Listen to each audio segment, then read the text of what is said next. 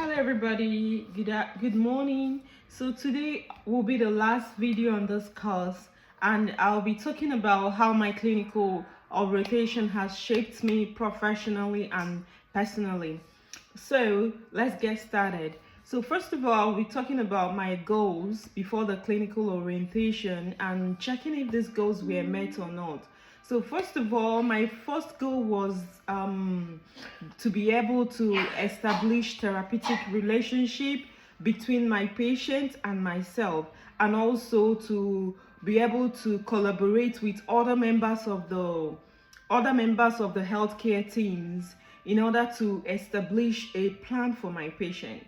I would say I am not there yet, but to an extent, I was able to be able to communicate effectively with other members of the multidisciplinary teams. And in establishing patient care, I was also able to develop therapeutic relationship with my patients.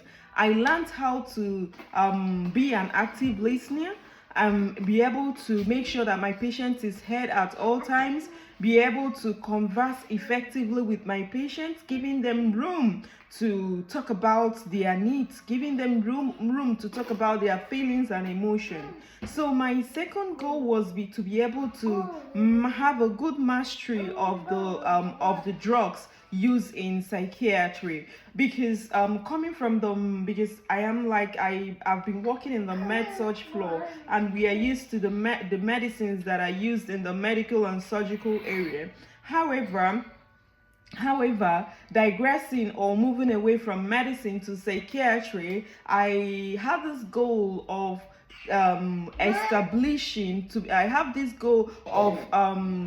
coming to the point whereby I will have mastery of psychiatric medication.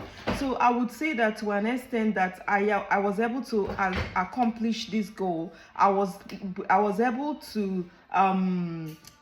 to meet this goal. I was able to get this goal to at least 99%.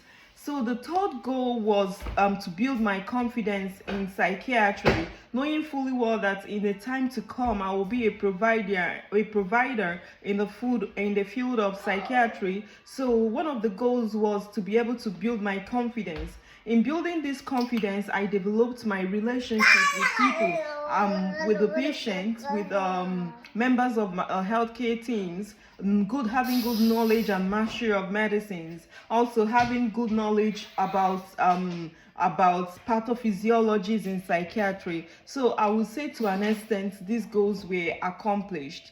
So talking about the barriers in during my clinical experience, I would say to an extent I had this bias regarding people with drug abuse, especially when they are not able to stick to the medical plan, when they are declining the medical plans and things like that. I felt so frustrated. I felt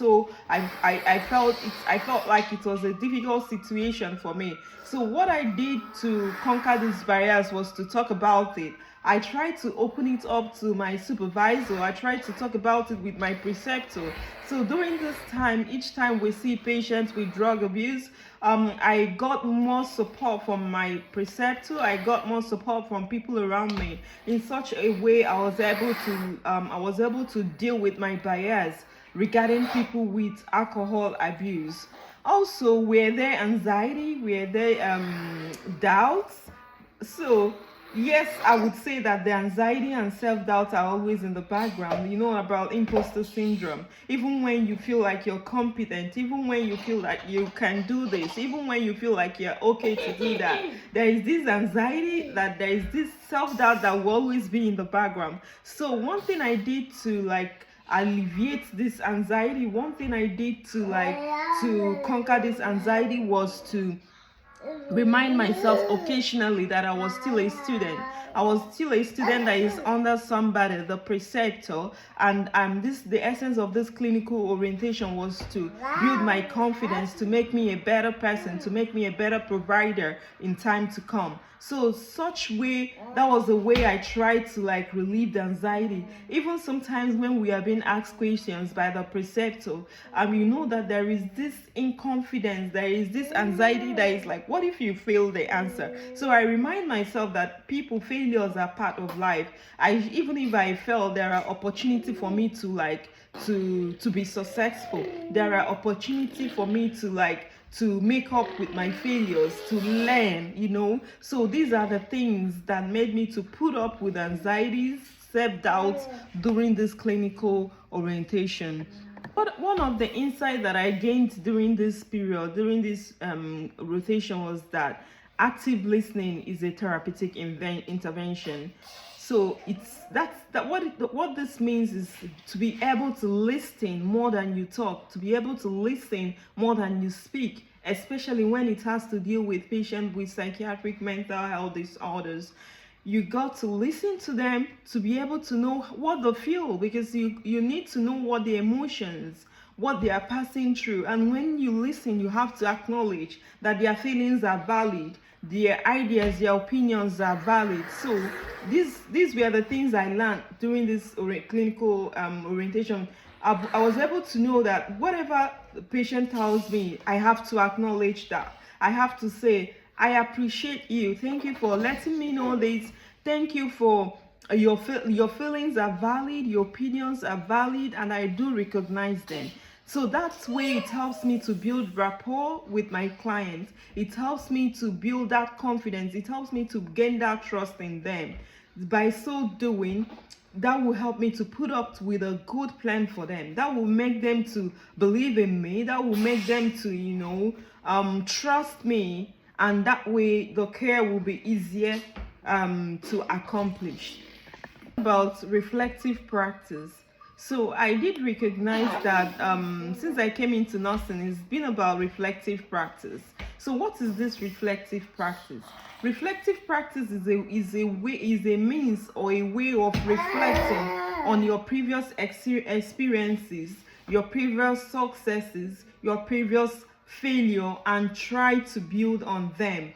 So one of the things we did back then in the UK was about reflective practice. Sometimes when things go wrong, when they do like the MIDAS, like the incident report, when things go wrong, one of the things that is required from the Nursing and Midwifery Council of UK far back then was to write a reflective practice, like to write a reflective statement. Write about what has happened, what you learned, and the ways you think would have improved that. So I realized that we cannot do better without reflective practice.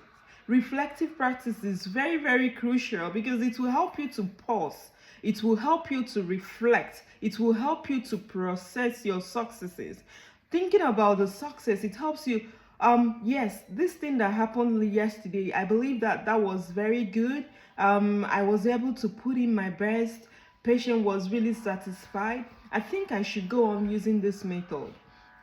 On the other hand, it helps you to reflect on your failures, in the sense that if something negative happened, hey, I wasn't supposed, you reflect on that, see what I did, what I thought I should have done, what I should do in case it happens next time.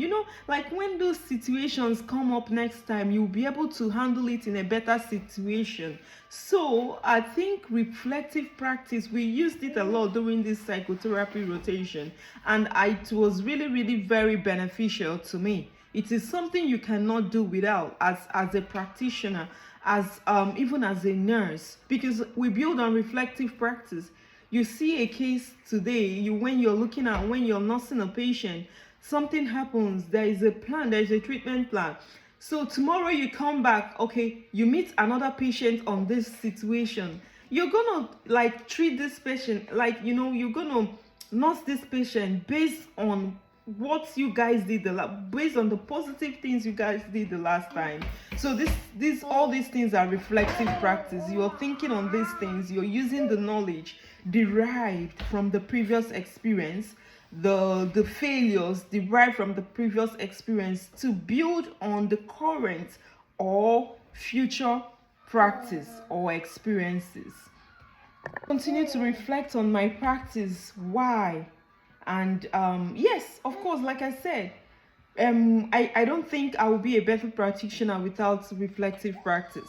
Reflective practice is really, really very crucial because it helps you to be better. Okay, it helps me. I believe it's gonna help me to be better individual because my knowledge is built on reflective practice. My experience is built on reflective practice. So I believe it's something I will continue to use, even if as I roll in there to be a provider, it's something I have to be using on a day-to-day practice. Thank you so much.